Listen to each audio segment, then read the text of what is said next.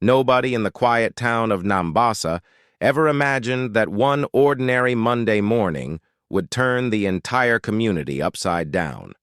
Starry Hill Primary School, normally a place of dusty uniforms, chalk-stained desks, and strict discipline, became the epicenter of a drama so chaotic that people would still be whispering about it years later.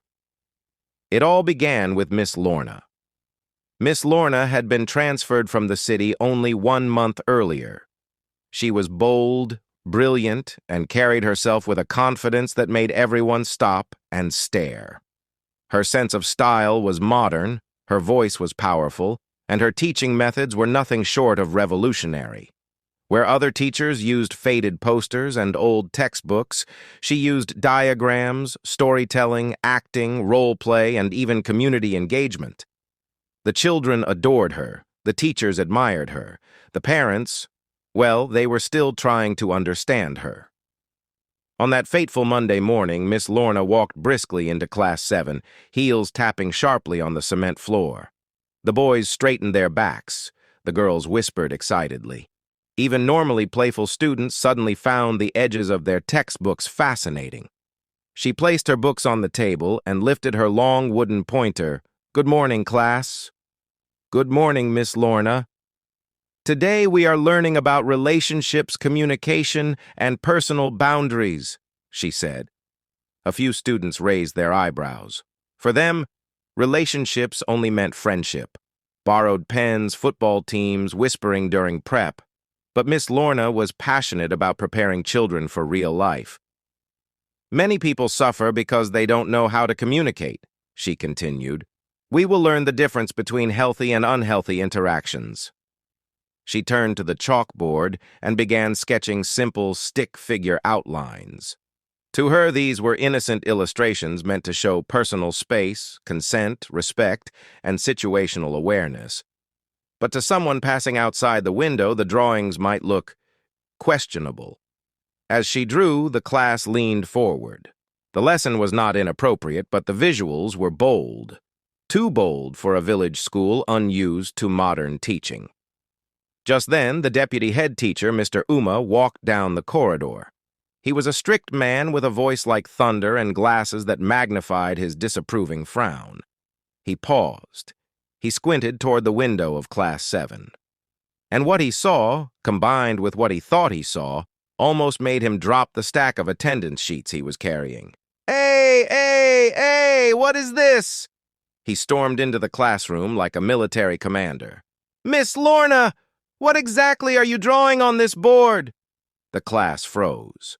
One boy swallowed loudly. Another hid his face behind a book. Someone at the back whispered, "Now we are finished." Miss Lorna blinked, confused but calm. "It is a lesson on communication and personal boundaries," she explained. "These drawings represent closeness and why we must respect each other's space." But Mr. Uma had already drawn conclusions that were sprinting faster than his reasoning. "Erase it immediately," he barked. "We cannot have such things in front of minors." The students exchanged worried looks. Miss Lorna erased the board, but her hand trembled slightly. After a tense moment, Mr. Uma finally spoke again. "You are needed in the head teacher's office. Right now." The class watched silently as their favorite teacher gathered her books and followed him out. No one dared to breathe too loudly. The moment the door closed, Class 7 burst into anxious whispers. "What did he see? Is Miss Lorna fired? My mother is going to faint if this becomes news. Hey, today the school will enter the newspaper." Even the quietest student, Daniel, muttered, "This one is not ending well." Meanwhile, in the staff room, chaos was building like a storm. Teachers gathered quickly. The mathematics teacher gasped. The English teacher paced. The senior woman teacher clapped her hands dramatically. "You see, I knew her teaching style was too modern. Today it has happened." By the time the meeting began, rumors had already mutated beyond recognition. Someone said she was teaching bad manners. Someone else said she drew kissing on the board. No, I heard she was showing city behavior. No, she was telling children to disobey parents. Not a single person had the correct version, but that never stopped a village from fueling chaos. The head teacher, Mr. Cazito, sat at the center of the table, sweating. "Colleagues," he began, "let us first hear Miss Lorna's explanation." Miss Lorna stood. She spoke with dignity, clarity, and unwavering confidence. "Children are exposed to many things today," she said. "Internet, peer pressure, misinformation. If we do not teach them healthy communication early, they suffer later. My drawings were simple illustrations of boundaries and respect." Some teachers nodded. Others remained skeptical. But before anyone could speak again, the school gate burst open. Parents were arriving. Fast A crowds stormed the compound like a political rally. Women tied laces tighter around their waists. Men marched in with stern faces. Others came running with slippers still in their hands. Someone shouted, "Where is that teacher who is confusing our children?" Chaos had officially landed. And this was only the beginning. By midday, Starry Hill Primary School no longer sounded like a learning institution. It sounded like a crowded marketplace on Christmas Eve. Parents had stormed the school gate, loudly demanding answers. Some arrived with babies on their backs, others still wearing aprons from the morning's cooking. Some even came straight from their gardens with hoes on their shoulders. No one wanted to miss the drama. "Where is the head teacher? What was that teacher drawing? My son told me something suspicious. This is why our children forget their culture. Modern teachers are bringing city chaos to the village." The security guard, an old man named Mzee Tamale, tried to calm the mob. "Please, parents, the situation is being handled." But someone yelled, "Move aside, Tamale, before we climb over this gate." He stepped back quickly. Inside the administration block, the noise outside shook the walls. The head teacher sighed deeply. This is getting out of hand.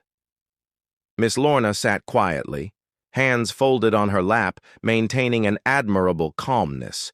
Mr. Oma paced up and down like a courtroom prosecutor preparing closing remarks. Suddenly, the senior woman teacher, Madam Nabiria, burst into the room. "Sir, parents are saying they will not leave without answers." "Let them in," Mr. Cazito replied with resignation. "We must address them." Moments later, a flood of parents poured into the room, talking over each other. One woman shouted, "My daughter said the teacher drew people hugging on the board." A man responded, "Hugging? What kind? Friendly or suspicious?" Another parent added, "My boy said there were two figures standing too close. That is how it begins." Someone else yelled from the back, "We need to see the drawings." Miss Lorna gently raised her hand. "The drawings have already been erased." "Ha! Erased! Why erased? That one is proof she knew they were wrong," a parent shouted. "Parents!" The head teacher tried to intervene. "No!" cried a mother with a red headscarf. "We need explanations. We trusted this school." The head teacher stood. "Parents, please calm down. Miss Lorna was conducting a life skills lesson on communication and personal boundaries." "The drawings were illustrations," Miss Lorna added. "Not inappropriate. They were meant to show concepts of respecting space." But the room did not soften. It tensed even more. One father banged the table. "Why are you showing our children such things at their age?" "Such what?" Miss Lorna asked calmly. Silence. No parent could describe exactly what they thought they saw. They only had fragments from children, half-truths, exaggerations, and misinterpretations. Finally, an elderly mother named Mama Beatrice stepped forward. She was respected in the community, known for her wisdom.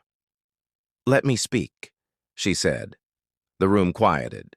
She turned to Miss Lorna. "Teacher, you are new here. This community is traditional. Our children are raised differently. Even simple closeness is sensitive for us." Miss Lorna nodded respectfully. "I understand, Mama, but children face challenges today. Peer pressure, internet influences, misinformation. If we don't prepare them early, the world will confuse them." Her words sank into the room slowly, but Mr. Uma interrupted sharply. Even so, Miss Lorna, your method was too modern for this village setting. It does not matter if it is modern, argued one parent. What matters is whether it was right. Exactly, another parent shouted. Were the drawings clean or not? That is what we want to know. Miss Lorna looked around the room, then rose to her feet. Allow me to show you, she said softly. The teachers exchanged nervous glances. The parents leaned forward. The head teacher gulped. Mr. Uma raised an eyebrow. Without a word, she walked out of the office and into Class 7. The parents followed like a marching army. Students peeked through the classroom windows, whispering excitedly. Inside, Miss Lorna picked up a piece of chalk and drew again. But this time, she drew simple stick figures with clear gaps between them, clearly demonstrating personal space, communication, consent, and healthy boundaries. This, she said, pointing at the figures, is what I was teaching. Silence swept the room. She continued. I was explaining how to tell when someone is standing too close, how to say no politely, and how to communicate with respect. The parents stared. The drawings looked harmless, nothing sensitive, nothing inappropriate. The entire conflict began from a misunderstanding. Then Mama Beatrice spoke again. Is this what made all this noise? Yes, Miss Lorna replied. A few parents looked embarrassed. One father scratched his head. A mother whispered, but my child exaggerated. Another shrugged. Children can add salt to stories. But before anyone could apologize, a loud voice shouted from the hallway, Why are parents crowding the classroom? What is happening here? It was the local council chairman, LC1, arriving dramatically, sweating, carrying a notebook and a loud whistle. Behind him trailed a group of curious villagers who followed the shouting from the gate. Within minutes, the situation escalated again. The chairman did not even wait for explanations. We cannot allow chaos in the school, he declared. I must investigate. The parents groaned. Someone whispered, Now the drama will increase. The chairman asked loudly, Where is the evidence? Miss Lorna calmly pointed to the board. These are the illustrations. The chairman squinted, frowned, walked closer, then stepped back dramatically. Ah, these drawings are innocent, he declared. Who started this confusion? All eyes shifted to one corner, where Mr. Uma quietly adjusted his collar. The parents erupted again. Two mothers shouted, You caused all this panic for nothing? A father clapped his hands angrily. Do you know how far I walked? Another exclaimed, I even left beans on the fire. They might be burning. The chairman raised both hands. Now that we know it was a misunderstanding, let us settle peacefully. But peace was still far away, because outside the media had arrived. A young journalist burst into the room holding a camera. We heard a teacher was teaching immoral content, he announced. The parents gasped. Teachers groaned. The deputy head teacher froze. Miss Lorna closed her eyes briefly, then reopened them with strength. This day was not done with them yet.